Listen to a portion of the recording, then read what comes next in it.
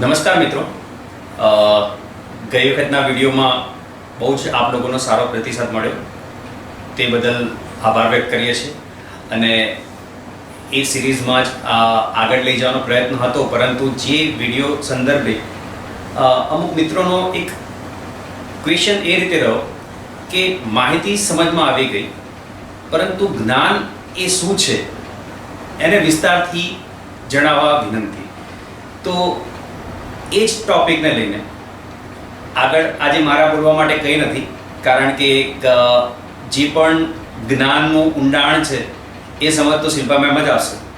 એટલે આજે મારી ભૂમિકા એકદમ નિષ્ક્રિય રહેશે, પરંતુ હા, જ્યાં જ્યાં મને લાગશે કે આ કોમન ક્વેશ્ચન છે ત્યાં હું શિલ્પા મેમને ઇન્ટરફિયર કરીને તરત રોકવીને પ્રયત્ન કરીશ કે શું થાય જ્ઞાન અને માહિતી બધા જાણે છે કે હા, લાસ્ટ ટાઈમ એમને જે જણાવ્યું કે સચિન તેંડુલકરે સેન્ચુરી કેટલી મારી, આપણા સીએમ કોણ છે, આપણા પીએમ કોણ છે, એક પ્રકારની માહિતી થઈ, data collection, one kind of.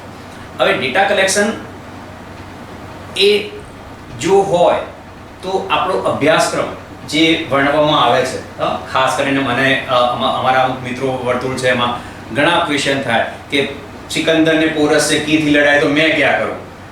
તો આપણા મોહમ્મદ ગઝની જે 16 વાર હુમલો કર્યો સોમનાથના મંદિર પર, અને તો એ આ શું કરવા યાદ રાખીએ છીએ, અથવા એ માહિતી થઈ તો માહિતીનો એટલે થોડુંક હાસ્ય સ્વાભાવિક નીકળી ગયું, કારણ કે અત્યાર સુધી તો એવું માનતા હતા કે હું મારો અભ્યાસક્રમ આગળ વધી રહ્યો છે, એ રીતે હું ભણી રહ્યો છું, હું સો કોલ્ડ ડિગ્રી હોલ્ડર બની ગયો છું. આઈ સપોઝ એ કદાચ હું મારા સ્ટુડન્ટ્સને ઘણી વાર શિલ્પા મેમ કહેતો હોઉં છું કે we are just degree holders, we are not educated person, કારણ કે એજ્યુકેશન એ વસ્તુ આખી અલગ છે.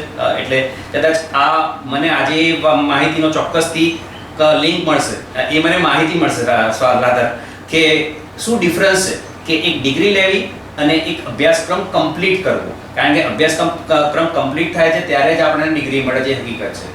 તો હું આપને વિનંતી કરીશ તો તમે આ મુદ્દાને આગળ લો કે માહિતી શું છે ફરીથી એકવાર, અને જ્ઞાન શું છે. નમસ્કાર મિત્રો, આમ તો આપણે એવું વિચારેલું કે ઘણા બધા નાના મુદ્દાઓ છેલ્લે કન્ક્લુડિંગ સેશન વખતે નીરવ સરની ઈચ્છા એવી હતી કે સફળતા કે પ્રારબ્ધ ઉપર પણ આપણે આ સેશન ગોઠવીએ, પણ કારણ કે નીરવ સર પર બહુ જ બધા મિત્રોની એવી ડિમાન્ડ આવી કે જ્ઞાન અને ઇન્ફોર્મેશન એ બંને મેડમે એવું કહ્યું કે ફંડામેન્ટલી ડિફરન્ટ છે. તો આપણે એ સમજવું જરૂરી બને છે પહેલાં, પ્રારબ્ધ કે સફળતાને સમજતા પહેલાં, કે આટલું બધું ઇમ્પોર્ટન્ટ જો જ્ઞાન હોય તો પછી આપણે જેને જ્ઞાન સમજીએ છીએ એ ઇન્ફોર્મેશન એ જ્ઞાન નથી શું? બરાબર, હા, મને જ ક્વેશ્ચન. હા, એટલે તમારો એ પ્રશ્નના સંદર્ભમાં તમે જે કહ્યું ત્યાંથી જ જો શરૂ કરીએ તો તમે એક ફની સ્ટેટમેન્ટ આપ્યું, સિકંદર ને પોરસ से की लड़ाई तो मैं क्या करूं. બહુ જ સાચું છે. એ દ્રષ્ટિએ હું એને એવી રીતે જોઉં છું કે इफ सिकंदर ने पोरस से की लड़ाई और मैं क्या करूं, जो जिंदगीનો કોયડો ત્યાં જ અટકી જતો હોય मैं क्या करूं, તો એ માત્ર માહિતી છે કે સિકંદર અને પોરસે 100 યરમાં લડાઈ કરેલી અને મને એક્ઝામમાં પૂછવામાં આવ્યું, મેં ગોખી નાખ્યું અને અહીંયા મારું ચેપ્ટર ક્લોઝ કરું છું. તો એ ઇન્ફોર્મેશન છે. પણ જો સિકંદર અને પોરસે જે લડાઈ કરી એના આધારે તમે જીવનમાં કોઈ બોધપાઠ લીધો, તો એ તમારી માહિતી છે, એ જ્ઞાન બને છે. ઓકે, માહિતી કલેક્ટ કરવી એ જ્ઞાન બને છે? ના, કલેક્ટ કરવી નહીં, એ માહિતીને તમે પ્રોપર એનાલાઇઝ કરી, પ્રોપર સમજી, એમાંથી તમે બોધપાઠ લીધો અને જીવનમાં એ અંગે બોધપાઠ લઈને આચરણમાં મૂક્યું, ત્યારે એ જ્ઞાન બને છે. હવે હું બહુ જ સીધા, તો તમે જે ફની કીધું એને મેં જરા આગળ કર્યું, બહુ જ સીધા વેમાં જઈએ તો ઇન્ફોર્મેશન એ નોલેજ નથી. કેમ?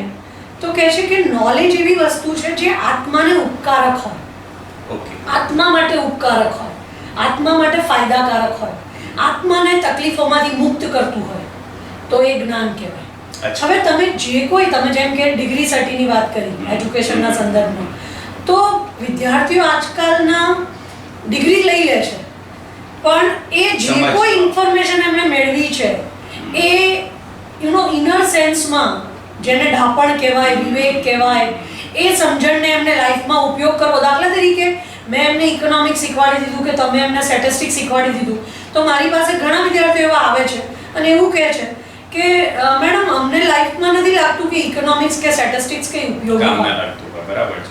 એનો મતલબ એ થયો કે એણે જે કોઈ ગોખણપટ્ટી કરી સ્ટેટિસ્ટિક્સના રિલેટેડ કે ઇકોનોમિક્સના રિલેટેડ, હા.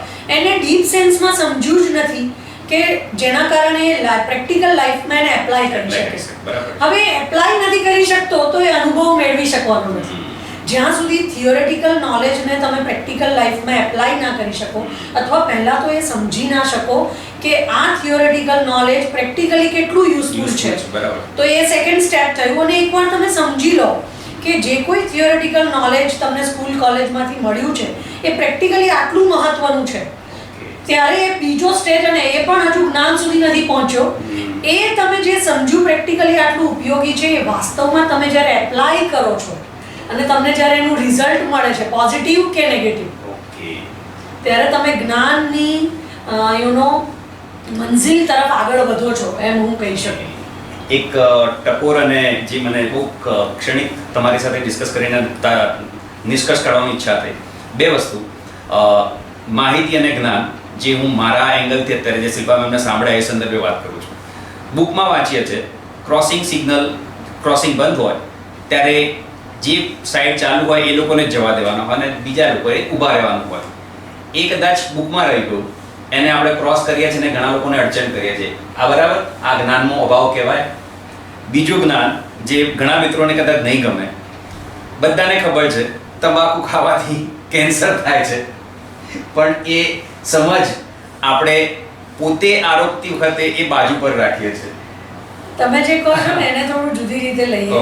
ઇન્ફોર્મેશન અને નોલેજમાં જ્યાં સુધી કોઈ પણ માહિતીને તમે પોતે અનુભવતા નથી, ત્યાં સુધી એ જ્ઞાન બનતું નથી. અચ્છા. એટલા માટે મેં પહેલા જ કહ્યું કે જ્ઞાન છે ને એ આત્મા માટે ઉપકારક છે, આત્મા માટે બહુ ફાયદાકારક છે. એટલે આપણા આધ્યાત્મિક જગતમાં એવું કહે છે ને કે મોક્ષ, તો એ મોક્ષનું કારક જ્ઞાન છે. અને એટલા માટે જ આપણા હિન્દુ વેદો છે. વેદોનો શબ્દ જ, વેદ શબ્દનો મતલબ જ જ્ઞાન છે. જ્ઞાન એટલે જાણવું. તમે શું જાણ્યું? તો ઇન્ફોર્મેશનમાં પણ તમે જાણો જ છો, જ્ઞાનમાં પણ તમે જાણો છો, તો પછી એ બંનેમાં ફરક શું છે? તો ઇન્ફોર્મેશનમાં તમે જે જાણો છો એ જ્ઞાન દ્વારા તમે અનુભવો છો. દાખલા તરીકે તમે કહ્યું કે તમાકુ ખાવાથી કેન્સર થાય છે, એ તમારી ઇન્ફોર્મેશન છે, એ તમે અનુભવી નથી. ઘણા લોકોનો અનુભવ એવો છે કે હું તો આખી જિંદગી તમાકુ ખાતો તો મને તો કઈ કેન્સર ના થયું. તો પછી આમાં ટકોર શું છે? એટલા માટે ઘણી બધી બાબત, જો એક વસ્તુ સમજવા જેવી છે કે ઇન્ફોર્મેશન એ કોઈ શ્રદ્ધાનો વિષય નથી, પણ જ્ઞાન જે છે ને એ બહુ શ્રદ્ધાનો વિષય છે. અચ્છા. ઇન્ફોર્મેશન તમે આસ્તિક નાસ્તિક બનીને ભેગી કરી શકો. પાડોશમાંથી અથવા બહારના ઇન્ફોર્મેશન ગમે ત્યાંથી ગેધર થઈ શકે, અને ઇન્ફોર્મેશન કોઈ પણ પ્રકારની હોઈ શકે. મેં ગઈ વખતે કહેલું પરાવિદ્યા અને અપરાવિદ્યા. ઇન્ફોર્મેશન પરાવિદ્યાની પણ હોઈ શકે, ઇન્ફોર્મેશન અપરાવિદ્યાની પણ હોઈ શકે. તો હવે સ્ટેપ વાઇઝ આગળ વધીએ તો વધારે સારું રહેશે, કારણ કે કદાચ નહીં તો ટોપિક લાંબો થઈ જશે અને કદાચ મિત્રોને જે જોઈતું હશે અથવા આપવાનો જે ઈરાદો છે એ કદાચ નહીં આપી શકે. તો માહિતીના પ્રકારો હોઈ શકે? બિલકુલ હોઈ શકે. દાખલા તરીકે તમે સાંભળ્યું હશે કે આપણે જીકે શબ્દ વાપરીએ છીએ, જનરલ નોલેજ, બરાબર? હા, એ કેમ વાપરીએ છીએ? General knowledge. હવે જે જનરલ છે ને એ બધું ઇન્ફોર્મેશન છે. ઓર્ડિનરી જે છે ને એ બધું ઇન્ફોર્મેશન છે. જે એક્સ્ટ્રાઓર્ડિનરી છે, અસામાન્ય છે, એ નોલેજ છે. અચ્છા, એટલે કેબીસી ના ક્વેશ્ચન્સ છે બધા સામાન્ય છે. સામાન્ય ગણાય. બિલકુલ સામાન્ય છે, કારણ કે એ બધી ઇન્ફોર્મેશન તમે ગેધર કરી છે, રાઈટ? અને એ ઇન્ફોર્મેશન તમે રાધર ગોખી છે. હા, બરાબર. એ કઈ તમે અનુભવી નથી. અને કેબીસી માં જે કઈ પ્રશ્ન પૂછવામાં આવે છે ને એ કોઈ અનુભવના વિષયો જ નથી. દાખલા તરીકે હું તમને એમ કહું કે તમે ઈશ્વર છે એમ માનો છો, તો તમે હા કહેશો, ના કહેશો, જે કંઈ તમે સાંભળ્યું છે, એનો વિચાર્યું છે, જોયું છે, એના આધારે તમને મમ્મી પપ્પાએ કહ્યું છે, ટીચરે કહ્યું છે કે ઈશ્વર છે. બરાબર છે. પણ તમે અનુભવ્યું છે કે ઈશ્વર છે? ઈશ્વર કોણ છે, ક્યાં છે, કેવો છે? તમે એની સાથે વાત કરી છે? તમે એને અનુભવ્યો છે? જો એ બધા પ્રશ્નનો જવાબ ના છે, તો એનો મતલબ છે તમે ઇન્ફોર્મેટિવ છો, તમે નોલેજેબલ નથી. હજુ એક આગળ કરું કે આપણા લાઈફમાં બહુ બધા પ્રશ્નો છે. દાખલા તરીકે હું કોણ છું, રાઈટ? દાદા ભગવાને જે જીવન શું છે, રાઈટ? મૃત્યુ શું છે, મૃત્યુ કોનું થાય છે? શરીરનું થાય છે કે આત્માનું થાય છે?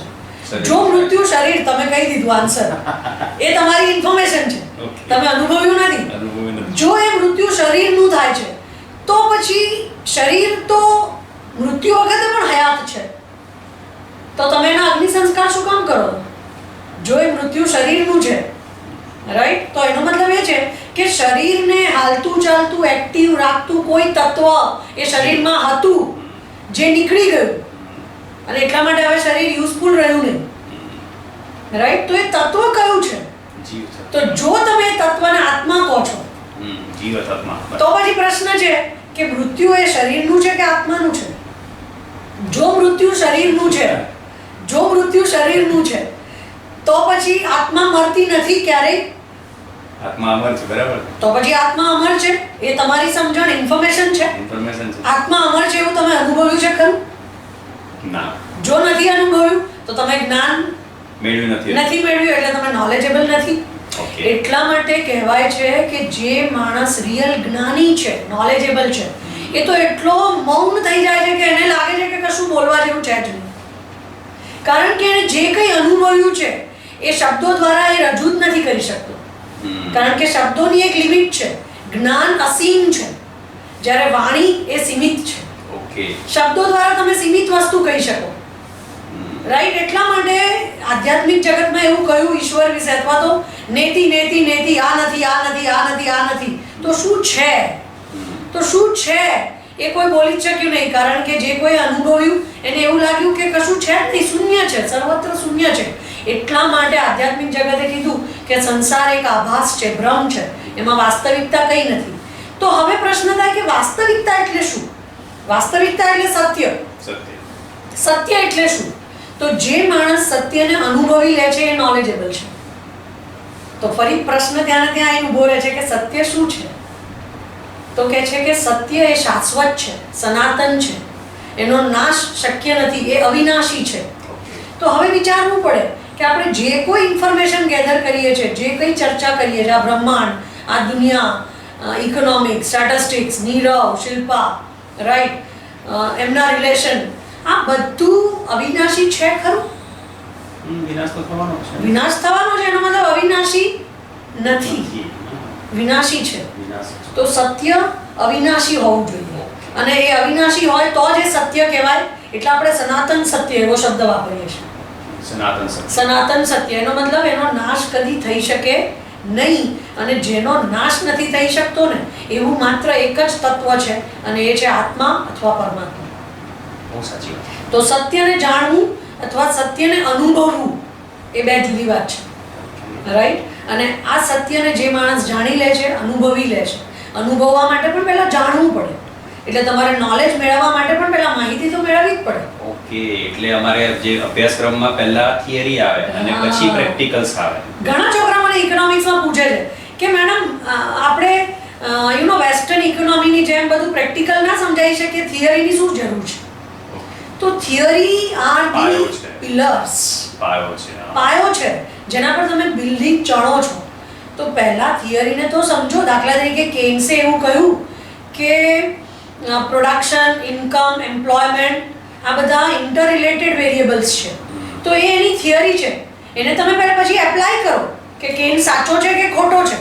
તમને લાગે કેન સાચો છે તો તમે તમારા બિઝનેસમાં એને એપ્લાય કરો, અને જ્યારે બિઝનેસમાં એપ્લાય કરીને ખબર પડે કે ઓહો આ તો બહુ સાચું છે, તમે એ અનુભવી લીધું, ત્યારે એ તમારું નોલેજ બને. અને પછી જ્યારે તમે તમારું નોલેજ એપ્લાય કરશો ત્યારે જીવનમાં ફેલ્યોર કદી નહીં આવે, સક્સેસ જ મળશે. બહુ સાચી વાત. તો માહિતી અને જ્ઞાન ફંડામેન્ટલી જુદા છે. માહિતી ઓફકોર્સ જરૂરી છે, પણ એ માહિતી જે કંઈ માહિતીના નામે આપણે ગેધર કરીએ છીએ એ બધું સામાન્ય છે, અને જે અસામાન્ય છે એ બધું નોલેજ છે. એટલા માટે આધ્યાત્મિક જગત એવું કહે છે કે જ્ઞાન એવું છે કે જે આત્માને મુક્ત કરે છે, એટલે મોક્ષનું કારક છે. હવે મોક્ષ અગેન એ કોઈ ધાર્મિક આધ્યાત્મિક વિષય નથી. આપણે એમ સમજીએ કે મોક્ષ એટલે આપણો વિષય નથી. સંતોના આ તો સંતો મહાત્માઓ અને સાધુઓ અને સાધુ કરે. ધાર્મિક અને આધ્યાત્મિક આપણે લોકોનો સાંસારિક વિષય. કહેવાય, બરાબર છે. હા. એવું નથી. એકચ્યુઅલી મોક્ષનો મતલબ છે મુક્તિ. બરાબર. અને મુક્તિ એટલે શેનાથી મુક્તિ? તો કે દુઃખોથી મુક્ત થવું. અચ્છા. હવે દુઃખોથી મુક્ત થવું એ તો સાંસારિક તમારા ને મારા જેવા લોકો માટે અતિ આવશ્યક છે. બરાબર. તો પ્રશ્ન ત્યાં થાય ફરી કે દુઃખોમાંથી મુક્ત કેવી રીતે થવાય? હા, એ તો દરેકને જાણવાની ઈચ્છા હશે. હા, કારણ કે દરેક જણ દુઃખનો ભાર લઈને તો ફરતું ફરે જ હશે. છે. અને સૌથી મોટો ભાર એક સંસારમાં હાસ્ય પાત્ર બની ગયો છે પત્ની. તમે જે પુરુષ તરીકે. તમે જે ભાર કહો છો ને હા. એ જ અજ્ઞાન છે. ઓકે. જ્યાં સુધી જીવનમાં ભાર છે પુરુષને કે પતિને જો પત્નીનો ભાર લાગતો હોય અથવા પત્નીને જો પતિનો ભાર લાગતો હોય તો એનો મતલબ એ છે કે પતિ પત્નીના રિલેશનને આપણે સાચા સેન્સમાં સમજી શક્યા નથી, અનુભવી શક્યા નથી, સ્વીકારી શક્યા નથી, જેના કારણે ભારરૂપ બન્યું છે. અને માહિતી હંમેશા ભારરૂપ જ હોય, બોજરૂપ જ હોય. જ્ઞાન થાય ને ત્યારે તમે રિલેક્સ ફીલ કરો. ના, હવે આપણે જ્ઞાન તરફ જ આગળ વધીએ. જે માહિતીના પ્રકારો સમજમાં આવ્યા થોડા. હવે જ્ઞાનમાં જો જ્ઞાન અને માહિતી થોડા અલગ હોય તો માહિતી ભેગી કરવાની જરૂરિયાત ખરી? બિલકુલ જરૂરિયાત છે. કારણ કે જ્યાં સુધી તમને માહિતી નહીં મળે, જાણકારી નહીં મળે, મેં તમને કહ્યું ને કે માહિતી સામાન્ય છે અને જ્ઞાન અસામાન્ય છે. એટલે ઇન્ફોર્મેશન ઇઝ સચ અ ordinary thing while knowledge is a such a extraordinary thing. તો એક્સ્ટ્રાઓર્ડિનરીને સમજવા માટે ઓર્ડિનરીને તો પહેલા સમજવું પડશે ને. ઓકે. તો માહિતી તો પહેલા મેળવવી જ પડશે. માહિતી હશે તો તમે જ્ઞાન સુધી પહોંચશો. દાખલા તરીકે તમારું જીકે, મેં તમને કહ્યું કે તમે જે કોઈ માહિતી મેળવો છો એ જો તમને બોજકારક લાગતી હોય, ભારરૂપ લાગતી હોય, રાઈટ, તો એ તમને ખરી શાંતિ ક્યારેય નહીં આવે. તમારી લાઈફમાંથી દુઃખને દૂર ક્યારેય નહીં કરી શકે, રાઈટ. પણ એ માહિતી જ્યારે નોલેજ બને ત્યારે માણસ એટલો બધો વિનમ્ર બની જાય, રાઈટ, એટલો બધો મૌન થઈ જાય, એટલો બધો સમજી લે અસ્તિત્વને કે એને સમજાય કે હું તો કશું છું જ નહીં, આઈ એમ નથિંગ. એટલે માહિતી તમને આઈ એમ સમથિંગ એવું ફીલ કરાવે. જ્યારે જ્ઞાન તમને આઈ એમ નથિંગ એવું ફીલ કરાવે. તો તમારે સમજવાનું તમે તમારી પોતાની જાતને શું સમજો છો, રાઈટ. તમે જ્યારે એમ સમજો કે હું કશું છું જ નહીં, કારણ કે જ્યારે તમને જ્ઞાન સમજાઈ જાય ને ત્યારે તમને સાચું ખબર પડી જાય કે આ દુનિયામાં કશું જ છે નહીં, બધો ભ્રમ છે, બધું અજ્ઞાન છે, અને અજ્ઞાન છે એટલે આપણે દુઃખી છીએ. અને આ જ્યારે સમજાય ને ત્યારે માણસ એટલો રિલેક્સ થઈ જાય, એનો એટલો અહંકાર રહિત થઈ જાય, એને સમજાઈ જાય કે પરમાત્માની પ્રકૃતિમાં હું અને તું જેવું કશું છે જ નહીં, બધું આપણે સર્વસ્વ છીએ. હું તારું સાચું, તું મારું સાચો, તો જ આપણે ખુશ. બરાબર છે. જ્યારે સમન્વય છે, જ્યારે સહઅસ્તિત્વ છે, રાઈટ, ત્યારે તમે જીવનને માણો છો, જીવનને જાણો છો. અને જ્યારે તમે જીવનને સાચા અર્થમાં જાણી લો છો ને તો માણ્યા સિવાય કશું બચતું નથી. Only enjoyment and only entertainment. જ્યારે પતિ અને પત્ની એકબીજાને સમજી લે છે, સમન્વય અને સહઅસ્તિત્વને સ્વીકારી લે છે, ત્યારે રિયલ ગતિ, વિકાસ અને શાંતિ ફીલ થાય છે. દાખલા તરીકે પતિ અને પત્ની બે પગ જેવા છે, રાઈટ. હવે બે પગમાં કોઈ એમ કે હું જેવો તેવો નથી, ઇક્વાલિટીનો કોન્સેપ્ટ છે. આજકાલ તો ફેમિનિઝમના નામે બહેનો ઝંડો લે છે અને પતિઓ પણ પતિ પત્ની પીડિત નું આખું ગ્રુપ બનાવે છે, રાઈટ. મને એમ થાય છે કે આ સૌથી મોટું અજ્ઞાન છે, કારણ કે એકને એક 11 બનવા જોઈએ. તમને ખબર છે લગ્ન એ યુગ્મ છે, જોડાણ છે, અને જ્યારે બે વ્યક્તિ જોડાય ત્યારે બે અપૂર્ણ પૂર્ણ બને છે. દુનિયામાં કોઈ પતિ પૂર્ણ નથી, કોઈ પત્ની પૂર્ણ નથી, બંને અપૂર્ણ છે. અને એ બંને જ્યારે સમન્વય કરે, બંને જ્યારે સહઅસ્તિત્વને સાચા અર્થમાં સ્વીકારે ત્યારે પૂર્ણ બને છે. અને પૂર્ણ બન્યા પછી કશું ગુમાવવાનું, કશું મેળવવાનું રહેતું જ નથી. બરાબર છે તમારે. કારણ કે તમારે મેળવવાનું તો ત્યારે છે જ્યારે તમે અપૂર્ણ છો. તમારે પૂર્ણમાંથી કશું ગુમાવી શકાય જ નહીં, પૂર્ણ જ રહે. એટલા માટે આત્મા અને પરમાત્મા હંમેશા પૂર્ણ જ રહે છે. એ બધું આપી દે ને છતાંય પૂર્ણ રહે. હવે આ માહિતીને જ્ઞાનમાં કન્વર્ટ, એટલે થિયરી ને પ્રેક્ટિકલ. પણ જ્ઞાન આવી ગયું એ સમજ પણ થોડી સમજમાં પડી કે આપણે એક પ્રકારના જ્ઞાન આવી ગયું એ પહેલા તમને ક્યારે સમજાશે એ પહેલા સમજો. તમારા જીવનમાંથી દુઃખોની મુક્તિ થઈ જાય, દુઃખોની બાદબાકી થઈ જાય તો જ્ઞાન આવ્યું કહેવાય.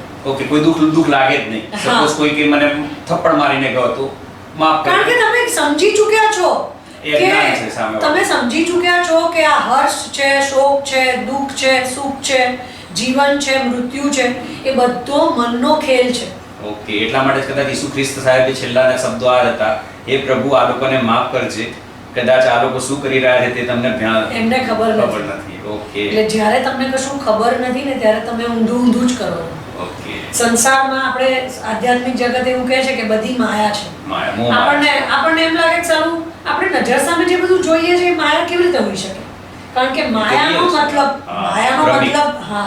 મતલબ છે કશું મૃગજળ સમાન છે, જે આપણને દેખાય છે પણ છે નહીં. તો તમે વિચારો, દુનિયામાં સુખ અને દુઃખ વાસ્તવમાં અસ્તિત્વ ધરાવે છે? તમને એવું નથી લાગતું કે દુનિયામાં બધા જ લોકો લગ્ન કરીને દુઃખી થાય છે? ના પણ આપણે સાંભળો, દુનિયામાં બધા જ લોકો લગ્ન કરીને દુઃખી થાય, છતાં આપણે લગ્ન કરીએ છીએ, છતાં આપણને લગ્ન કરવામાં રસ છે, અને જેના લગ્ન નથી થતા એ દુઃખી છે. હવે જો આ કઈ હાઈટનું અજ્ઞાન છે કે લગ્ન નથી કરતો એ દુઃખી છે, લગ્ન કરે છે એ દુઃખી છે. એનો મતલબ એ થયો કે તમે લગ્નને જ સમજ્યા નથી. તો તમે મેળવીને દુઃખી છો, ના મેળવીને દુઃખી છો. એટલે જ્ઞાનનો અભાવ છે. તો જ્ઞાન ફરી સમજો શું થયું? સાચી સમજણ જ્યારે આવે ત્યારે એ જ્ઞાન છે. ડાપણ છે એ જ્ઞાન છે, વિવેક છે એ જ્ઞાન છે, ડૂઝ એન્ડ ડોન્ટ છે એ જ્ઞાન છે. એટલે ધર્મનો પાયો જ જ્ઞાન છે. અને એટલા માટે આપણા ધર્મમાં, હિન્દુ ધર્મમાં વેદો છે. વેદોનો મતલબ જ જ્ઞાન છે. જ્યારે તમે જ્ઞાન પામી લો છો ત્યારે તમે એમને મુક્ત થઈ જાઓ છો. જીવતા જીવત તમને મુક્તિ મળે છે. દુઃખ જેવું કંઈ રહેતું જ નથી. તમને ખબર છે આપણા જીવનમાં દુઃખ કેમ છે? એટલા માટે દુઃખ છે કે what happened is not very important, but how you take it is very important. તમારી સાથે શું થાય છે એ એટલું મહત્વનું નથી, પણ એ જે થાય છે એને તમે કેવી રીતે લો છો એ તમારું સુખ કે દુઃખ નક્કી કરે. પરંતુ ઘણીવાર તો અપેક્ષા જે હોય, એક્સપેક્ટેશન જે હોય એ જ્યારે ફૂલફિલ નથી થતા ત્યારે પણ એક દુઃખનું કારણ બનતું હોય છે. તો પછી હવે હું જ્ઞાનની એક જુદી વ્યાખ્યા આપું છું કે જીવનમાંથી જ્યારે અપેક્ષા અને ફરિયાદ દૂર થઈ જાય તો તમે જ્ઞાની છો. ઓકે, આજે મને સાધુ તરીકે હું કદાચ કોઈ જગ્યાએ ભિક્ષા લેવા ગયો, પરંતુ મને એને તિરસ્કાર મળ્યો, તો એ દિવસે હું ઉપવાસ કરીને પણ ખુશ રહીશ. એ વખતે તમે એમ વિચારો કે જે કંઈ લાઈફમાં થાય છે ઉત્તમ માટે થાય છે. Whatever happen for the best. જેને શ્રદ્ધા છે લાઈફમાં, જેને ઈશ્વર પર ભરોસો છે, એ પાકા પાયે એવું સમજી ચૂક્યો છે કે આજે મને જો ભિક્ષા નથી મળી તો મારો પરમેશ્વર એવું ઈચ્છે છે કે આજે મારે ભૂખ્યું રહેવું જોઈએ. કારણ કે આપણે જાણીએ છીએ ઉપવાસથી પણ શરીર સ્વસ્થ થાય છે. આપણે અત્યાર સુધી એક જ તરફ વિચાર્યું કે વિટામિન્સ, મિનરલ્સ, પ્રોટીન આ બધું લેવાથી એટલે કે ખાવાથી એનર્જી શરીરને મળે છે. પણ વાસ્તવમાં તમે જે કંઈ ખાઓ છો એનાથી શરીરમાં કેમિકલ લોચા થાય છે, ટોક્સિન પેદા થાય છે, અને એ ટોક્સિનને દૂર કરવા પણ એટલું જ જરૂરી છે. તો તમે જ્યારે એક દિવસનો ઉપવાસ કરો છો ત્યારે તમારા શરીરના ટોક્સિન ઓટોમેટિક ફ્લશ આઉટ થાય છે. કારણ કે શરીરને ખાવાનું, ફૂડ પચાવવાનું કામ તમે નથી આપતા, એટલે એના અવયવો ફ્રી પડે છે, અને એ જ્યારે ફ્રી પડે છે ત્યારે એ ફ્લશ આઉટનું કામ કરે. તો તમને જ્યારે ભિક્ષા નથી મળતી ત્યારે રિયલ નોલેજેબલ જો સંત હશે તો એમ સમજશે કે આજે મારે ભૂખ્યા રહેવું બહુ જરૂરી છે, એવું મારી ઈશ્વરની ઈચ્છા છે. અને ઈશ્વરની ઈચ્છાને જે માન આપે છે એ ક્યારેય દુઃખી થતો જ નથી. ઓકે, તો જ્ઞાનને સંક્ષિપ્તમાં જો વર્ણવું હોય, માહિતી સમજમાં આવી ગઈ હશે મિત્રોને, પણ જો જ્ઞાનને કદાચ સ્ટેપ વાઇઝ આ તબક્કા છે કે માહિતીને કન્વર્ટ કરવા માટે જો જ્ઞાનના તબક્કાઓ હોય તો એ 2 કે 3 કે 4 તબક્કા હોય તો એ આપણે વિસ્તારથી સમજીને. જ્ઞાનના 5 પ્રકાર હું કહું તમને. એ પહેલા હું તમને 3 ઉદાહરણ આપું. આપણા ત્યાં જ્ઞાન માટેના બહુ જ ઉત્તમ ઉદાહરણો છે. એક ઉદાહરણ છે અભિમન્યુનું, એક ઉદાહરણ છે કર્ણનું, અને એક ઉદાહરણ છે એકલવ્યનું. ઓકે, તમે સમજી શકો છો આ 3માંથી કઈ વ્યક્તિને જ્ઞાને દુઃખી નથી કર્યા? જો અભિમન્યુનું જ્ઞાન અધૂરું હતું. બરાબર. 7 કોઠામાંથી 6 કોઠાની માહિતી એણે મેળવેલી, જ્ઞાન મેળવેલું, રાઈટ? પણ 7મો કોઠો કેવી રીતે પાર કરવો એનો મતલબ એ થયો કે એને આપણે જ્ઞાન પણ જો કહીએ, સાચી સમજણ, એને પાક્કું ખબર હતી કે હું મારા પ્રોબ્લેમને સોલ્વ કેવી રીતે કરી શકું છું, કેવી રીતે કોઠા વિંધી શકું છું, પણ એ અધૂરું જ્ઞાન હતું. તો અધૂરું જ્ઞાન મૃત્યુનું કારણ બન્યું. તો જ્ઞાન પૂર્ણ જ હોવું જોઈએ. એટલે પહેલા તમે માહિતી મેળવી, પછી એનું યથાર્થ ટેસ્ટિંગ કર્યું, પછી તમે સમજ્યા કે આ સાચું છે, અને પછી તમે જ્યારે એને અનુભવો. આ બધા સ્ટેજ છે એમાંથી પસાર થવા પડે. જો અધૂરી જગ્યાએ તમે ક્યાંક છૂટી ગયું તો અધૂરું જ્ઞાન હંમેશા મૃત્યુનું કારણ છે. બને છે. એટલે એ વિનાશ જ સર્જે અધૂરું જ્ઞાન. Right. રાઈટ. આજે તમે જુઓ ઘણા બધા ઉત્તમ હતો, દાનેશ્વરી હતો, રાઈટ, સદગુણોથી ભરેલો માણસ હતો, નીતિવાન હતો, મૂલ્યવાન હતો, રાઈટ, પણ એણે જ્ઞાન એક જૂઠ સાથે મેળવેલું, રાઈટ. એણે એના ગુરુને એવું કીધું કે એ બ્રાહ્મણ છે. પહેલાના જમાનામાં ક્ષત્રિયોને જ બ્રાહ્મણો શીખવાડતા હતા, વિદ્યા આપતા હતા, પણ એણે એક જૂઠનો સહારો લીધો. હવે અસત્ય એ અનએથિકલ પ્રેક્ટિસ છે. આપણે આપણા જીવનમાં જ્યારે ક્યારેય સ્વાર્થમાં પણ અસત્ય બોલીએ છીએ ત્યારે એ અનએથિકલ પ્રેક્ટિસ કરીએ છીએ.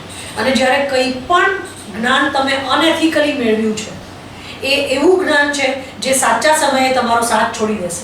એટલા માટે કર્ણને જ્યારે ખરેખર પોતાની જીવનને આત્મરક્ષા માટે જ્યારે એને એ જ્ઞાનની જરૂર હતી ત્યારે એનું જ્ઞાન ભૂલી ગયો.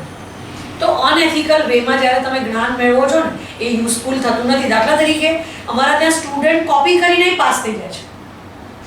કોપી કરતા પકડાય નહીં તો ખબર ના પડે કે આ કોપી થઈ છે, રાઈટ. પણ એ જ્યારે ઇન્ટરવ્યુમાં જાય ને ત્યારે ખબર પડી જાય કે પિત્તળ કેટલું છે અને સોનું કેટલું છે. અને ત્રીજો અભિમન્યુ સોરી એટલે જ્યારે કોઈ અનએથિકલ વેમાં તમે જ્ઞાન મેળવો છો તો પણ એ ખરા સમયે તમારો સાથ છોડી દે છે. જ્યારે એકલવ્ય, એની પાસે કોઈ ગુરુ નહોતો, એણે કશું જ અધૂરું નથી મેળવ્યું, એણે અને છતાં એણે જે કંઈ મેળવ્યું એ એના ગુરુની મૂર્તિ બનાવી અને એને સમર્પિત કરી દીધું. અને એ જ ગુરુએ જ્યારે એને એમ કહ્યું કે તું જે કંઈ શીખ્યો છે એ મારા નામથી, મારી મૂર્તિથી, મારી કલ્પનાથી શીખ્યો છું, રાઈટ. અને એ એટલા માટે તારે ગુરુ દક્ષિણા આપવી પડે, તો એણે કશું જ વિચાર્યા વગર એનો અંગૂઠો આપી દીધો. જે ધનુર્વિદ્યા અંગૂઠા વગર એનું એપ્લિકેશન શક્ય જ નથી. એ વિદ્યા લીધેલી પણ એ વાપરી નહીં શકે એને ખબર હોવા છતાં એણે એ અંગૂઠો એક સેકન્ડનો પણ વિચાર કર્યા વગર આપી દીધો. આ જ્ઞાનનું સાચું ઉદાહરણ છે. જ્ઞાની અભિમન્યુ પણ હતો, જ્ઞાની કર્ણ પણ હતો. એણે પણ જ્ઞાન એ જ મેળવેલું છે એકલવ્યએ મેળવ્યું, પણ જ્ઞાનમાં પણ કોઈ કમી રહી જાય ને તો એ વિનાશનું કારણ છે. એટલા માટે તમે ડિગ્રી તો બહુ મેળવે છે આજકાલ. ખરેખર તો નીરવ સર, સ્કૂલો અને કોલેજો એ જ્ઞાન પીરસનારી સંસ્થા હોવી જોઈએ. અને એ ભૂતકાળમાં હતી. તમે સાંભળ્યું હશે તક્ષશિલા અને નાલંદા યુનિવર્સિટી આજની હાવર્ડ અને ઓક્સફર્ડ યુનિવર્સિટી કરતાં ક્યાંય ઉપર હતી, કારણ કે એ લોકો જ્ઞાન પીરસતા હતા. તમને કદાચ એક રિસર્ચ થયેલું છે તક્ષશિલા કે નાલંદા યુનિવર્સિટીનું કે એના 80 વર્ષના સ્પાનમાં એનો એક પણ વિદ્યાર્થી અનએથિકલ નથી સાબિત થયો. 80 વર્ષના એ સ્ટડી સ્પેનમાં એનો એક પણ વિદ્યાર્થી અનએથિકલ બન્યો હોય એવો દાખલો નથી, એવું રિસર્ચ કહે છે. આને આપણે જ્ઞાન પીરસતી સંસ્થા કહીએ છીએ કે તમે જ્ઞાન આપો, ભલે પહેલા માહિતી આપો, એને જ્ઞાન સુધી પહોંચાડો, રાઈટ, પણ એ એથિકલ હોવું જોઈએ, રાઈટ. જો તમે મૂલ્ય નહીં શીખવાડો લાઈફના, રાઈટ, તો એ તમને સાચું સુખ ક્યારેય નહીં આપી શકે. આજના જમાનામાં માહિતીનો વિસ્ફોટ થયો છે. તમે આઈટી કેમ કહો છો? આઈટી યુગ છે આજનો, ઇન્ફોર્મેશન ટેકનોલોજી. આઈટી યુગ છે, ઇન્ફોર્મેશન ટેકનોલોજી. એટલે તમે ટેકનોલોજીની મદદથી સતત ઇન્ફોર્મેશન જ મેળવો છો, ગેધરિંગ કરી રહ્યા છો, ગેધરિંગ કરો છો. અને ઇન્ફોર્મેશન જ્યાં સુધી જ્ઞાન નથી બનતું ત્યાં સુધી તમને શાંતિ કે સુખ આપી શકતું નથી. દાખલા તરીકે ટેકનોલોજીનો તમે સદુપયોગ પણ કરી શકો છો, દુરુપયોગ. તમે આજે જોવો હેકર્સ પણ છે. તમને નથી લાગતું હેકર્સ રિયલ એક્સપર્ટ છે? એક્ઝેક્ટલી. પણ એ હેકર્સ પોતાની લાઈફમાં પણ શાંતિ નથી લાવતો અને બીજાના જીવનમાં પણ પ્રોબ્લેમ ઊભા કરે છે. એને જ્ઞાન કેવી રીતે કહેવાય?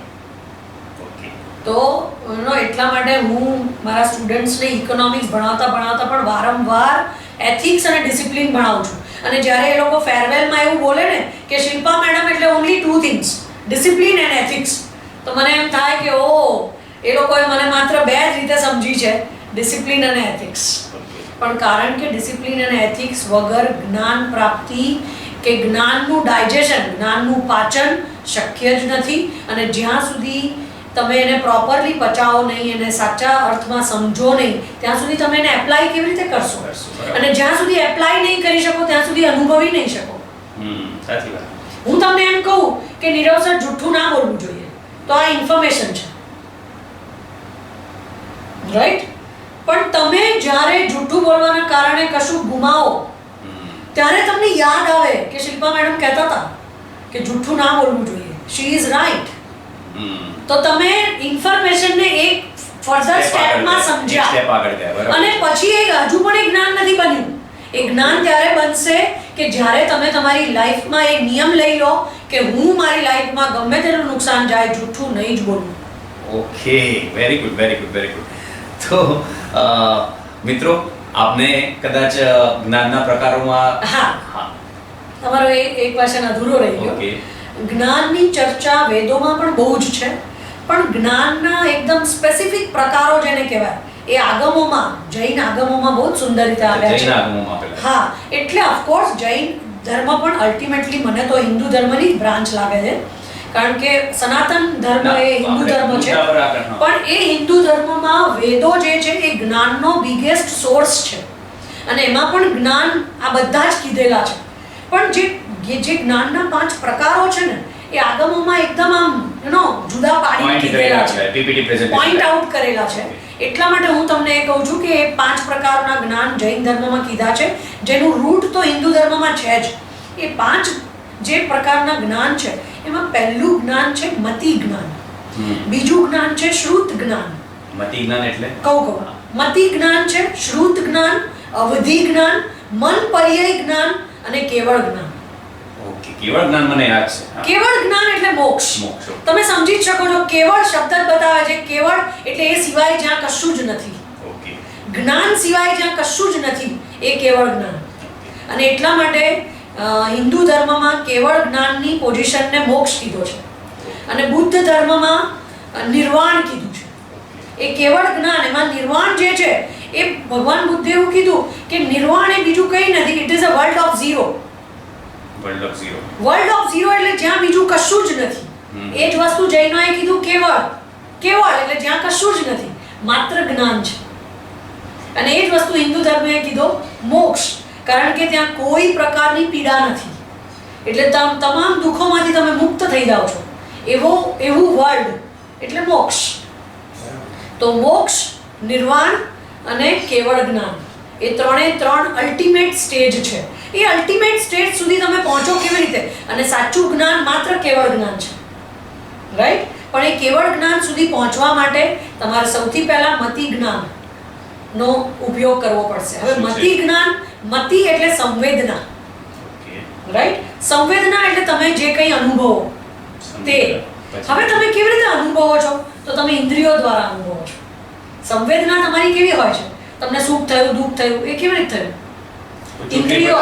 હા, એક્ઝેક્ટલી. તો એ ચૂંટણી ભરી તમે એકદમ ચીસ પાડી, ખરાબ સુગંધી નાક બંધ કર્યું. હા, ખરાબ સુગંધી આવી, તમે નાક બંધ કર્યું. તો તમારી જે 5 ઇન્દ્રિયો છે એના દ્વારા તમે ઘણું બધું જાણો છો. Okay, right? તો એ જે જાણવાની પ્રક્રિયા છે એ નોલેજની પ્રક્રિયા છે, ઇન્ફોર્મેશનથી નોલેજ તરફની પ્રક્રિયા છે. એ તમે ઇન્દ્રિયો દ્વારા મેળવો છો, એટલે એને મતિ જ્ઞાન કહેવાય. ઓકે, બીજું? રાઈટ. બીજું છે શ્રુત જ્ઞાન. શ્રુત એટલે સાંભળવું. એટલે આચાર્યો, ઉપાધ્યાયો, સંતો, મહાત્માઓ, અવતારો, જે વ્યાખ્યાન સાંભળીએ છીએ એ તમને જે કંઈ ઉપદેશ આપે, રાઈટ? જે કંઈ તમે વ્યાખ્યાન સાંભળો છો, સત્સંગમાં જઈએ, સત્સંગ કરો છો, એ બધું જ શ્રુત જ્ઞાનની વ્યવસ્થા છે. તમે સાંભળશો તો તમને ખબર પડશે આવું પણ હોઈ શકે. જેમ આપણે આપણા પહેલા વિડીયોમાં ખાલી એક નાની વાત એવી બોલ્યા કે ઇન્ફોર્મેશન અને નોલેજ જુદું છે. હા, એટલે સાંભળ્યા તો સામેવાળાને સાંભળ્યું એટલે એને પ્રશ્ન થયો કે ઓ એવું છે, જ્ઞાન એ માહિતી નથી અથવા માહિતી એ જ્ઞાન નથી. આ પ્રશ્ન કેમ થયો? પણ આ નોલેજ જે થઈ રહ્યું છે પાસ ઓન થઈ રહ્યું છે શ્રુત જ્ઞાન. એટલે અત્યારે પણ આપણે જે કંઈ કરી રહ્યા છીએ એ શ્રુત જ્ઞાન છે. તો તમે જ્યાં સુધી સાંભળો નહીં ત્યાં સુધી પ્રશ્ન ના થાય, અને પ્રશ્ન ના થાય ત્યાં સુધી તમે જવાબ શોધવા તરફ આગળ કેવી રીતે વધો? થર્ડ. બરાબર? એટલે શ્રુત જ્ઞાન. પછી છે અવધિ જ્ઞાન. અવધિનો મતલબ જ છે સીમા, મર્યાદા. સીમિત. હા, રાઈટ? બરાબર. તો અમુક સીમા સુધીનું, અમુક અવધિ સુધીનું તમે જોઈ શકો, એને અવધિ જ્ઞાન કહેવાય. તમે સાંભળ્યું હશે પહેલાના સંત મહાત્માઓ એ અહીંયા બેઠા બેઠા અમુક વર્ષો પછી શું થશે જોઈ શકતા હતા. ભગવાન વ્યાસે, રાઈટ? ભગવાન વ્યાસે એવું જોયું હતું કે આટલા હજારો વર્ષ પછી કળિયુગ આવશે અને કળિયુગના આવા લક્ષણો હશે જે ભાગવત પુરાણમાં લખેલા છે. એ જો નીરવ સર તમે ભાગવત પુરાણના કળિયુગના લક્ષણો વાંચો ને તો તમને ભગવાન વ્યાસને સેલ્યુટ કરવાની ઈચ્છા થાય. એ એમનું અવધિ જ્ઞાન હતું કે એમણે અમુક સીમાથી દૂર સુધી જોયું, રાઈટ. પણ અવધિ જ્ઞાનની એક લિમિટ છે, એટલા માટે જેને અવધિ જ્ઞાન કહે છે. એ અવધિમાં જે જોઈ શકાય એનાથી આગળનું ના જોઈ શકાય, રાઈટ. પછી ચોથું જ્ઞાન જે છે મન પર્યાય જ્ઞાન, એ માત્ર મનુષ્યને પ્રાપ્ય છે, દેવોને પણ પ્રાપ્ય નથી. ઓકે. હા. અને એ જ્ઞાન એવું છે કે જે મનને વાંચી શકે. તો મન જેની પાસે છે એને માનવ કહેવાય. આપણે વાંચી શકે કે માણી શકે? ના, મનને વાંચી શકે, સમજી શકે, જોઈ શકે, રાઈટ. એટલે તમારા મનમાં શું ચાલી રહ્યું છે અત્યારે એ જો હું વાંચી લઉં તો મારામાં મન પર્યાય જ્ઞાન છે એમ કહેવાય. તો આપણે ઘણીવાર કહીએ છીએ, અત્યારનું લેટેસ્ટ સાયન્સ એવું કહે છે body language, non verbal communication, non verbal communication, body language, right. એ બધું એક પ્રકારનું મન પર્યાય જ્ઞાન છે જે માત્ર માણસ મેળવી શકે છે. અને એ મેળવવા માટે એને પ્રયત્ન ચોક્કસ કરવા જોઈએ. એણે એ સમજવું જોઈએ કે મન પર્યાય જ્ઞાન હું કેવી રીતે મેળવી શકું, વર્બલ કોમ્યુનિકેશન કોને કહેવાય, બોડી લેંગ્વેજ કોને કહેવાય, એને વાંચવા માટે મારે શું કરવું પડે, રાઈટ. એના માટે એકાગ્રતા કેટલી જરૂરી છે, ધ્યાન અને યોગ દ્વારા એવું કંઈ થઈ શકે. હા, અત્યારે એના કારણે કદાચ કોચિંગ પણ બહુ ચાલી રહ્યા છે પર્સનાલિટી ડેવલપમેન્ટના નામે, કે તમારું બોડી પોસ્ચર કેવું હોવું જોઈએ, સામે જ્યારે બેઠા ત્યારે અદબ પાડીને બેસાય, ત્યારે તમે આમ કરીને બેઠા તો એનો અભિપ્રાય શું લેવો, કે તમે કંઈ ગહન વિચારોમાં છો વધારે પડતો તમારે આંગળીને આમ કરી રહ્યા તો તમે બહુ ગહન. ઓકે, સમજ્યા ને તમે આ બધું? એ કદાચ મિત્રો બી આપણા એ જ સમજ્યા હશે. તો આ રીતે મન પર્યાય જ્ઞાન પણ મળી શકે. હવે તમે સમજો કે તમારે કેવળ જ્ઞાન સુધી જ્યારે પહોંચવું હોય તો તમારે શરૂ તો મતિ જ્ઞાનથી જ કરવાનું છે.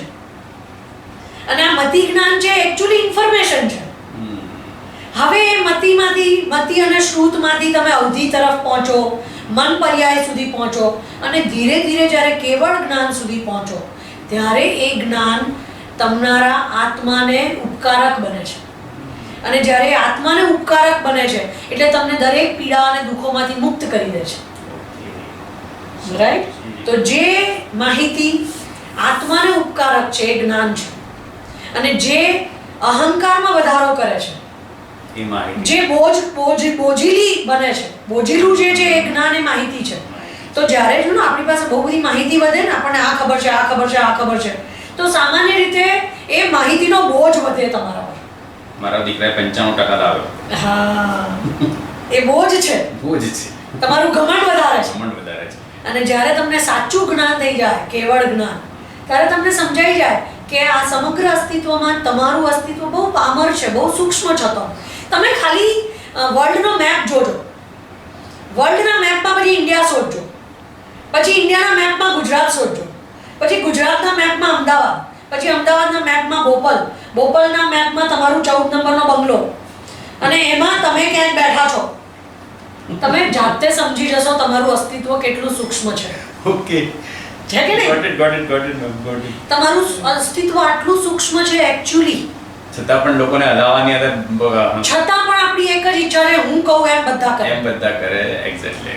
આ બહુ મોટો બોજ છે, આ બહુ મોટું દુઃખ છે, આ બહુ મોટું અજ્ઞાન છે, રાઈટ. તો જ્ઞાનને સમજવા માટે તમારે અજ્ઞાનને સમજવું જોઈએ, રાઈટ.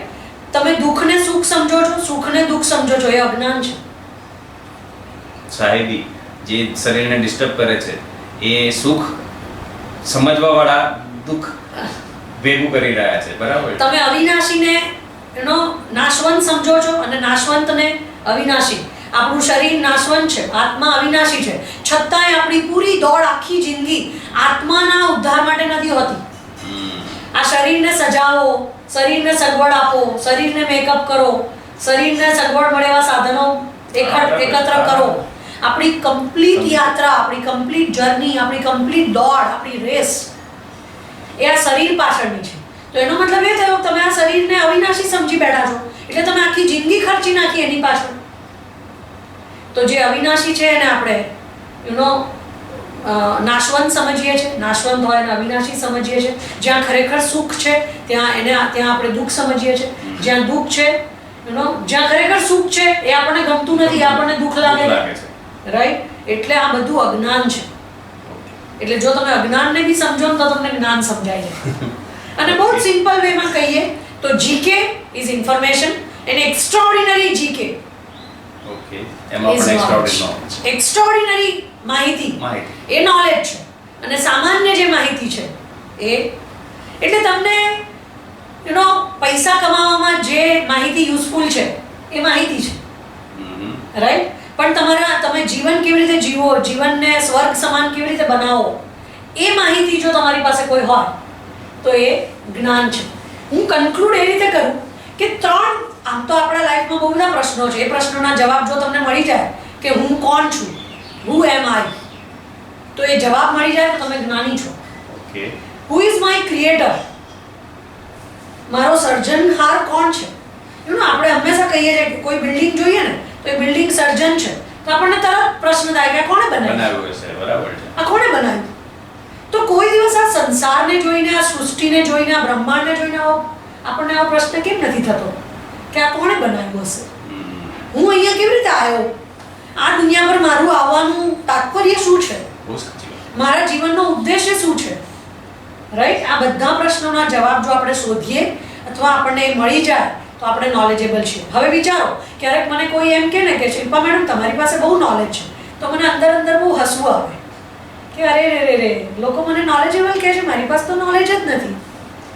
મારી પાસે જે કંઈ સમજણ છે એ ઈશ્વરની કૃપાથી મને મળી છે અને એ સમજણ હું તમારી સાથે વહેંચું છું કે તમે પણ મારી જેમ સાધક બનો. હું સિદ્ધ નથી, હું સાધક છું. અને સાધકનો મતલબ છે કે જે કંઈ તમને તમારી સામે છે, એટલે મતિ જ્ઞાન, શ્રુત જ્ઞાન, એ બધાના આધારે તમારો એવો પ્રયત્ન હોય કે તમે કેવળ જ્ઞાન સુધી પહોંચો. અને જે માણસ કેવળ જ્ઞાન સુધી પહોંચ્યો છે ને એ રિયલ જ્ઞાની છે. હવે કોઈ મને એમ કહે કે તમે બહુ નોલેજેબલ છો, તો મને બહુ હસવું આવે અંદરથી કે અરે રે આ વ્યક્તિ કેટલો અજ્ઞાની છે કે મને નોલેજેબલ સમજે છે. કારણ કે હું તો નોલેજેબલ છું જ નહીં. અને જે વ્યક્તિ નોલેજેબલ છે એ તો ક્યારેય એવું ગલતીથી ભ્રમમાં પણ, અજ્ઞાનતામાં પણ એવું ના સમજી શકે કે એ નોલેજેબલ છે. કારણ કે એને ખબર છે કે નોલેજનો સોર્સ માત્ર પરમાત્મા છે, સોલ એન્ડ સુપ્રીમ સોલ, રાઈટ. અને જ્યાં સુધી આપણો સોલ આ શરીરમાં બંધાયેલો છે ત્યાં સુધી એ લિમિટેડ જ રહેવાનો, એની શક્તિ લિમિટેડ જ રહેવાની. તો આપણે વાસ્તવમાં નોલેજેબલ નથી, પણ આપણે નોલેજેબલ બનવું જોઈએ. અને એ નોલેજેબલ બનવા માટે તમારી પાસે 3 પ્રશ્નોના જવાબ હોવા જોઈએ. પહેલું, હુ એમ આઈ, હુ ઇઝ માય ક્રિએટર, એટલે હું કોણ છું, મારો સર્જનહાર કોણ છે. અને ત્રીજો પ્રશ્ન છે કે આ સૃષ્ટિનો ક્રમ શું છે. આપણે જેને સર્જન અને પ્રલય કહીએ છીએ એ શું છે? એટલે આ પ્રકૃતિનો આદિ, મધ્ય અને અંત એ જે માણસ સમજી લે એને ખબર પડી જાય કે કશું જ સર્જન નથી, કશું જ પ્રલય નથી. એટલે આઇન્સ્ટાઈને કીધું કે શક્તિનો નાશ શક્ય જ નથી, એનું પરિવર્તન થાય છે. અચ્છા. હા, તો આધ્યાત્મિક જગતે એ તો કીધું કે આત્મા અમર છે, મળતો નથી, એ ખાલી યોની બદલે છે. તો એ પરિવર્તન થયું. આત્મા એ શક્તિ છે, તો એ શક્તિનો નાશ થઈ શકતો જ નથી. તો હવે વિચારો કે જ્યારે કોઈ શક્તિનો નાશ જ નથી તો પછી આ શરીરમાંથી આત્મા નીકળી જાય, જેને આપણે મૃત્યુ કહીએ છીએ, એનો શોક શું કામ? પણ આપણે શોક કરીએ છીએ કારણ કે આપણું અજ્ઞાન છે. આપણને લાગ્યું આપણો માણસ જતો રહ્યો, એ આપણું અજ્ઞાન છે, રાઈટ. હવે તમને પણ શોક કેમ થયો? કારણ કે એ જે વ્યક્તિ મૃત્યુ પામ્યો છે એની સાથે તમારો સ્વાર્થ કનેક્ટેડ છે. શક્ય છે એ વ્યક્તિ મૃત્યુ પામે એના કારણે તમારી લાઈફમાં કંઈક ઝંઝાવાત આવશે. એ માણસ તમારા ઘરમાં એક જ કમાતો માણસ હતો ને જતો રહ્યો, એટલે હવે તમારું શું થશે એની તમને ચિંતા છે. એટલે આ પ્રકારની જે આસક્તિ અને મોહ અને સ્વાર્થ છે એ શોકનું કારણ છે. બાકી તમને ખબર છે, તમારા જ ઘરમાં એક વ્યક્તિ જાય તો તમને શોક થાય છે, બીજી વ્યક્તિ જાય તો શોક નથી થતો. તો જે વ્યક્તિ તમારા પર બોજ હતી, માંદી હતી, પથારીવશ હતી, જેના કારણે તમારી લાઈફ ડિસ્ટર્બ હતી, એ જતી રહી ત્યારે તમને દુઃખ નથી થયું. આપણે એમ કહીએ છીએ કે સારું થયું ભગવાને એમને છોડી દીધા, બહુ હેરાન થતા હતા. તો તમારા જ ફેમિલી મેમ્બરમાં એક વ્યક્તિ જાય તો તમને શોક નથી થતો, અને બીજી જાય તો શોક થાય છે. એ જ બતાવે છે કે તમારું અજ્ઞાન છે, સ્વાર્થ સભર અજ્ઞાન છે. તમે એટલા બધા સ્વાર્થી છો કે કોઈના મૃત્યુનો તમને અફસોસ નથી, પણ એના મૃત્યુ થવાથી તમને કેટલું નુકસાન થયું છે એનું તમને દુઃખ છે. રાઈટ? એટલે 3 પ્રશ્નોના જવાબ જો તમને મળી જાય કે હું કોણ છું, એટલે તમને સમજાઈ જાય આત્મા અને પરમાત્મા, કે હું આ શરીર નથી, આત્મા છું, તો તમે મારો તમે સર્જક કોણ છે? તો તમે જ્ઞાની છો. મારો સર્જનાર કોણ છે? તો આપણે કહીએ છીએ કે આત્મા પરમાત્માનો અંશ છે, અને આ બધું સર્જન કોઈકની ઈચ્છાથી થયું છે, અને આપણે હજુ એને સમજી નથી શક્યા. તમને ખબર હશે, એક બહુ મસ્ત રિસર્ચ થયું છે જેમાં સાયન્ટિસ્ટે એવું કહ્યું છે કે આટલું બધું ટેકનોલોજીના હાઈટેક સ્ટેજ પર પહોંચી ગયા આપણે, ડેવલપમેન્ટના એક 21મી સદી, અદ્યતન ટેકનોલોજીની સદી પર પહોંચી ગયા, છતાં પણ સાયન્ટિસ્ટ એવું કહે છે કે બ્રહ્માંડની માત્ર 30% એનર્જીને આપણે ઓળખી શક્યા છીએ, સમજી શક્યા છીએ.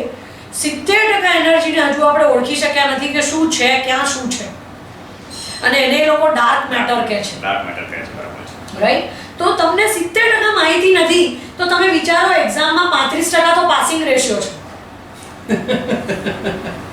મેડિકલ મતલબ? સાયન્સ મિત્રો, એક મેડિકલ અમારા એક મિત્ર છે, ઘણા સ્ટેટિસ્ટિક્સ વાળા મિત્રો ઓળખતા હશે, જેમની દીકરી અત્યારે મેડિકલમાં છે, અને એની સાથે ચર્ચા થઈ તો એને પણ એ જ કહ્યું કે 80% ડિસીઝ એવા છે કે જે હજુ સુધી આઈડેન્ટિફાય જ નથી થયા. તો આ એ વિચારો.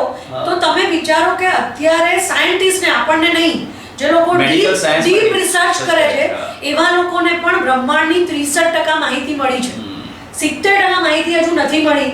તો આપણે આપણી જે એકેડેમિક એક્ઝામ છે એના પોઈન્ટ ઓફ વ્યૂથી વિચારીએ તો આપણે હજુ પાસિંગ માર્ક સુધી નથી પહોંચ્યા, કારણ કે 35% પાસ થવા જોઈએ. હવે વિચારો કે તમે પાસિંગ માર્ક્સને લાયક નથી, તો તમે નોલેજેબલ કહેવાઓ ખરા? ક્વેશ્ચન માંગી લે છે. અહીંયા આપણે હવે વિરામ મૂકીશું અને ફરીથી એકવાર ગહન ચર્ચા માટે ફરીથી શિલ્પા મેમને વેલકમ કરીશું. એક ઇન્ફોર્મેશન સમજી ગયા, જ્ઞાન થોડું કઠિન તો લાગે છે, કારણ કે જ્યાં સુધી ઇન્ફોર્મેશન નહીં હોય, કોઈ વ્યક્તિને કોઈ પણ ક્રિયા કરતી વખતે શું શું આવશ્યકતા છે, સપોઝ રસોઈ બનાવી છે, નાનકડું એક્ઝામ્પલ આપું તો એના માટે શું શું ઇન્ગ્રેડિયન્ટ જોઈએ, એ જો વાસ્તવિકતા ખ્યાલ ના હોય તો રસોઈને માણી કઈ રીતે શકશે? એટલે આ એક બેઝિક પાયો છે. આ એક મને એવું લાગે દરિયો છે. અત્યારે તો આપણે છબછબિયા પણ નથી કર્યા, ખાલી પગ પલાળ્યા જેવું કહી શકાય. તમે કીધું એ મુદ્દો બહુ સરસ રીતે હું મારા વાતને કન્ક્લુડ કરી શકું કે તમે કોઈ પણ ફૂડનો ટેસ્ટ અનુભવવા માટે, લેવા માટે, રાઈટ, પહેલા વિચારો છો કે આ આઈટમ બનાવાય કેવી રીતે, એ આઈટમ બનાવવા માટે કેટલા ઇન્ગ્રેડિયન્ટ્સની જરૂર છે. તો આ તમે માહિતી ગેધર કરી, રાઈટ, આ ઇન્ફોર્મેશન મળ્યા પછી તમે બનાવવાની શરૂઆત કરી. ઓકે. અને બનાવ્યા પછી એ સારું કે ખરાબ બન્યું, પછી તમે ટ્રાયલ અને એરર, પછી તમારી જે કંઈ ભૂલો થઈ છે એને મિનિમાઇઝ કરશો, ફરી નેક્સ્ટ ટાઈમ વધારે સારું બનાવશો, અને જ્યારે તમે ટેસ્ટ કરશો ત્યારે તમે અનુભવ્યું, એ અનુભવ્યું એક જ્ઞાન છે. તો મિત્રો, કદાચ મારી સમજ બહુ સારી ડેવલપ થઈ ગયા થોડાક સમયમાં, કારણ કે ચર્ચા કર્યા પછી મને જે એક્ઝામ્પલ આપ્યું મેડમે, એ જ એક્ઝામ્પલને આગળ વધાર્યું. તો ફરીથી જો તમારા મનમાં જે આગળના વિડીયોમાં તમે જે રીતે કમેન્ટ કરીને પ્રોત્સાહિત કર્યા હતા, એ જ રીતે આગ્રહ રાખીને તમને પણ કમેન્ટ કરવા માટે નીચે જે બોક્સ હોય એમાં તમે કમેન્ટ કરીને તમારા મૂંઝવણ કહી શકો છો.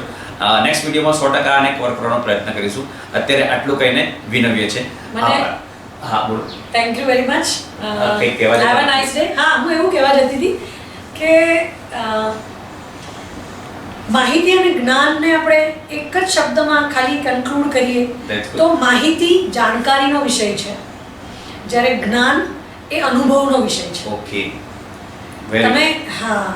તમે ઈશ્વર વિશે બી પહેલા જાણકારી મેળવો, અને પછી જ્યારે વાસ્તવમાં ઈશ્વરનો સાક્ષાત્કાર કરો, કંઈ પણ આ એક, રાઈટ, તમે કોઈ પણ વસ્તુ, જેમ આપણે ફૂડ કીધી, તો ઇન શોર્ટ